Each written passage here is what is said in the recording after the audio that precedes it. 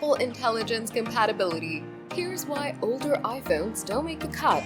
Apple Intelligence was launched with a warm welcome at WWDC 2024, which was said to be compatible only with iPhone 15 Pro and iPhone 15 Pro Max. Apple's Senior Vice President for Machine Learning and AI Strategy, Giannandrea, stated, "While it will be possible to run Apple Intelligence on older, less powerful iPhones, it wouldn't be fast enough. The inference of large language models is incredibly computationally expensive. You could, in theory, run these models on a very old device, but it would be so slow that it won't be useful." SVP of Software Engineering Federici said, "Our first move in any way is to figure out how we can bring features back as far as we can. It's a pretty extraordinary thing to run models of this power on an iPhone, and it turned out it took us building this iPhone." Moreover, for detailed information, Federici stated that Apple Intelligence compatibility is dependent on many dimensions of the system, and that RAM is one of the pieces. The significance of RAM ability for operating Apple Intelligence was already supported by analyst Ming-Chi Kuo, who noticed that 8 GB RAM appears to be the minimum in any compatible Apple device. Additionally, Giannandrea directed to the neural engine,